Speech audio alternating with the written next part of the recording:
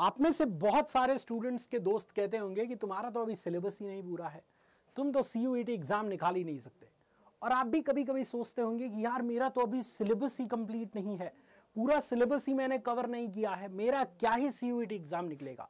लेकिन मैं डंके की चोट पे कह रहा हूं ना बच्चों कि ये वीडियो अगर आपने लास्ट तक देख लिया, गजब का कॉन्फिडेंस आपके अंदर डेवलप होगा। और सिर्फ कॉन्फिडेंस ही नहीं, मेरे पास पिछले साल के बहुत सारे ऐसे बच्चों के क्वेरीज थे जिनका सिलेबस कंप्लीट नहीं था, वो डर रहे थे और आज वो सेंट्रल यूनिवर्सिटी में बैठे हैं।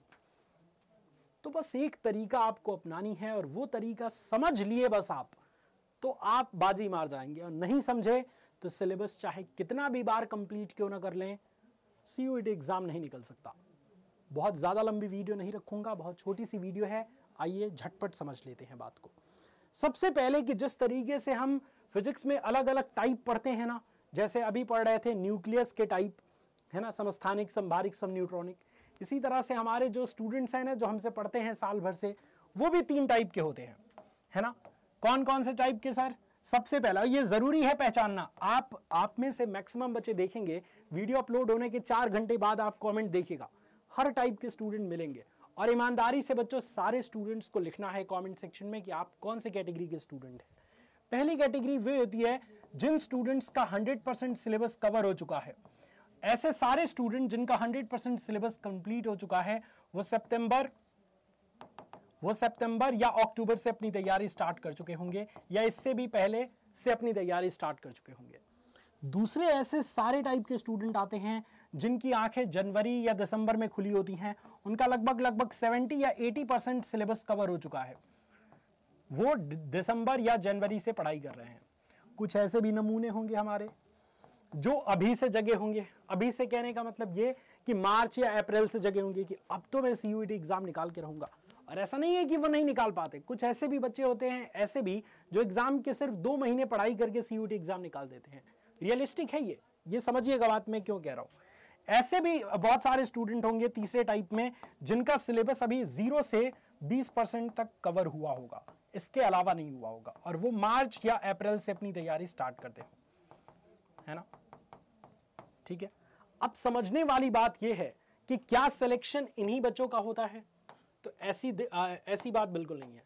सिलेक्शन तीनों टाइप के स्टूडेंट का होता है, इसका भी होता है, इसका भी होता है, इसका भी होता है। ये डिपेंड करता है कि 12th का सिलेबस किसका अच्छे से कंप्लीट है। भाई 12th पढ़ा होगा ना आपने, तभी तो CUET एग्जाम दे रहे हैं। सो 12th के बेसिक कॉन्सेप्ट अगर आपके अच्छे से क्लियर हैं, तो चाहे ये टाइम फ्रेम के स्टूडेंट हो, चाहे ये टाइम फ्रेम के स्टूडेंट हो, चाहे ये टाइम के फ्रेम के स्टूडेंट हो, अगर 12th का कॉन्सेप्ट बेस्ट तरीके से क्लियर है तो 1 महीना आपके लिए काफी है। अगर अच्छे से क्लियर नहीं है तो 2-3 महीने चाहिए। अगर बिल्कुल क्लियर नहीं है तो स्टार्टिंग से टाइम चाहिए आपको। अब हमारे पास क्या है कि टाइम बहुत कम है। अगर आप अभी इस वीडियो को देख रहे हैं तो मुश्किल से 25 दिन, 30 दिन या 40 दिन आपके पास होगा, मुश्किल से इतना दिन होगा। तो टाइम आपके पास कम है और सिलेबस बहुत ज्यादा है, तो कवर कैसे करें उसको? और इस कवर करना, क्या सिलेबस कवर करना जरूरी भी है सर? क्या हम थोड़ी बहुत चीजें अगर छोड़ भी दें तो क्या हमारा CUET एग्जाम नहीं निकलेगा? ये बहुत बड़ा प्रश्न है और सारे स्टूडेंट के दिमाग में चलता है कि क्या पूरा सिलेबस कवर करने पर ही CUET एग्जाम निकलेगा? तो ये भ्रम है। सबसे पहले काट दीजिए इस भ्रम को। जरूरी नहीं है कि आप पूरा सिलेबस ही पढ़ें तभी आपका CUET एग्जाम निकलेगा। हो सकता है कि आप 80% या 70% सिलेबस को भी पढ़ के बुद्धिमानी का इस्तेमाल करके, चालाकी का इस्तेमाल करके CUET एग्जाम निकल जाए। क्योंकि सिलेक्शन उन्हीं बच्चों का होता है जो दिमाग से तेज होते हैं, जो रटंतु विद्या पे विश्वास रखते हैं ना। बोर्ड वाले स्टूडेंट बहुत कम ही निकाल पाते हैं कॉम्पिटेटिव एग्जाम। आप देखेंगे कि जो बोर्ड में रट के पास होने वाले स्टूडेंट है ना, वो फेल हो जाते हैं कॉम्पिटेटिव एग्जाम में आके, क्योंकि उनका दिमाग नहीं चलता। और अगर आपका दिमाग चलता है तो सिलेबस उतना कवर करने की जरूरत नहीं है। एग्जाम अगर पास है, सिर्फ 30 दिन का समय है, तो आप डेडिकेटेड मत होइए कि मैं सिलेबस कवर करके ही जो है वो जाऊंगा। आप पहले 2 चीज ध्यान रखिए कि अपने सिलेबस को 2 हिस्सों में बांट दीजिए। एक तो इंपॉर्टेंट चैप्टर और एक होता है थोड़ा कम इंपॉर्टेंट चैप्टर, थोड़ा कम इंपॉर्टेंट वाले चैप्टर। हर एक सब्जेक्ट में कुछ ऐसे चैप्टर होते हैं जिनकी अगर हिस्ट्री आप देखेंगे तो उससे 1 क्वेश्चन, 2 क्वेश्चन या कोई क्वेश्चन नहीं पूछा जाता कई बार।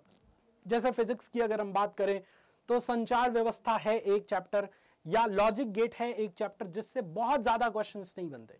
हाँ, 1-2 क्वेश्चन, 3 क्वेश्चन किसी किसी पेपर में देखने को मिल जाते हैं, ठीक है, बट मैक्सिमम क्वेश्चन नहीं बनते। तो सबसे पहले तो आपको ये फाइंड आउट करनी है कि आपके सब्जेक्ट के अकॉर्डिंग इंपॉर्टेंट चैप्टर कौन से हैं। जैसे मैं फिजिक्स पढ़ाता हूं, मैं आपको बता सकता हूं इंपॉर्टेंट चैप्टर कौन से हैं। विद्युत धारा वाले चैप्टर से मैक्सिमम क्वेश्चंस बनते हैं, विद्युत चुंबकीय प्रेरण वाले से मैक्सिमम क्वेश्चंस बनते हैं, किरण प्रकाशिकी के सारे चैप्टर से क्वेश्चंस भयंकर बनते हैं, तरंग प्रकाशिकी के सारे चैप्टर क्वेश्चन भयंकर बनाता है, इसके अलावा अर्धचालक भौतिकी क्वेश्चंस भयंकर बनाता है। ये सिर्फ चैप्टर्स तैयार हो गए जिनके नाम मैंने लिया है, सिर्फ ये चैप्टर तैयार हो गए तो इन्हीं चैप्टर्स में पूछे गए क्वेश्चंस के आधार पे आप सीयूईटी एग्जाम निकाल देंगे। सिर्फ इन्हीं चैप्टर में पूछे गए क्वेश्चंस के आधार पे फिजिक्स में अच्छा परसेंटाइल आ जाएगा। मेरी बात नोट कर लीजिएगा, अगर आपके पास समय कम है तो। समय अगर आपके पास ज्यादा है तो मैं खुद ही आपसे कहूंगा कि आप पूरा सिलेबस कंप्लीट करके जाइए। पूरा सिलेबस अगर कंप्लीट रहेगा तो बहुत अच्छी बात है, फिर तो आप 200 में 200 लाने के लिए तैयार रहेंगे, सारे क्वेश्चंस कर देंगे। लेकिन समय ही हमारे पास कम है और हमें एग्जाम क्रैक करना है, थोड़ी चालाकी अपनी दिखानी पड़ेगी। इसलिए सिलेबस कवर करने के पीछे अब मत भागिए, अब इस पीछे भागिए कि इंपॉर्टेंट चैप्टर कौन है और इंपॉर्टेंट चैप्टर को फाइंड आउट करिए। थोड़े कम इंपॉर्टेंट जो चैप्टर हैं उन पर ध्यान बिल्कुल भी मत दीजिए या कम ध्यान दीजिए। पहले सबसे ज्यादा आपका फोकस सारे सब्जेक्ट के इंपॉर्टेंट चैप्टर्स पे होना चाहिए। और ये कैसे पता चलेगा? ये पता चलेगा PYQ सेशंस को देखने पर।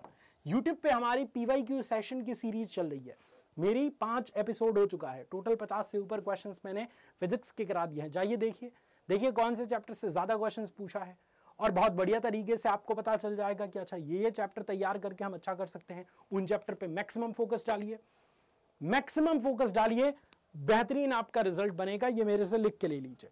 अगर आप सिर्फ कवर खेलेंगे ना कि मुझे तो पूरा सिलेबस कवर करना है तब जाके मैं करूंगा, तो कवर करते रह जाएंगे। इतनी मोटी बुक है फिजिक्स की, कवर करते रह जाएंगे, जीवन निकल जाएगा। इसलिए 1 महीने पहले कवर नहीं खेला जाता, 1 महीने पहले इंपॉर्टेंट चैप्टर PYQ इन पे ज्यादा ध्यान दिया जाता है, ताकि आपको ये बेस पकड़ में आ पाए कि एक्चुअली एग्जामिनर की दिलचस्पी किस चैप्टर से है। और जब दिलचस्प चैप्टर को आप पहचान जाएंगे ना, तो उसी चैप्टर पर फोकस करके प्रैक्टिस बढ़िया हो जाएगी, ठीक है। सो मेरे कहने का मतलब यही है कि अब कम समय बचा है तो थोड़ी होशियारी से खेलिए, डेली सेशन में आइए, PYQ क्वेश्चंस वाला सेशन जरूर अटेंड करिए। मैं दिखा भी देता हूं आपको यूट्यूब पे। ये आप यूट्यूब पे जैसे ही आएंगे, ये देखिए, ये है हमारा यूट्यूब चैनल। आप सीधे यूट्यूब पे जाके CUET हिंदी मीडियम सर्च कर लीजिए, ठीक है। ये आ गया आपका सर्च बॉक्स में हम सर्च करेंगे यहाँ पे CUET हिंदी। CUET हिंदी लिख के जैसे ही आप सर्च करेंगे ना, आपको हमारा चैनल मिल जाएगा और इस चैनल में आप जाके देखेंगे तो प्लेलिस्ट का ऑप्शन मिलेगा। ये संघर्ष सीरीज की वीडियो है जिसमें हमने पूरा सिलेबस कवर कराया है।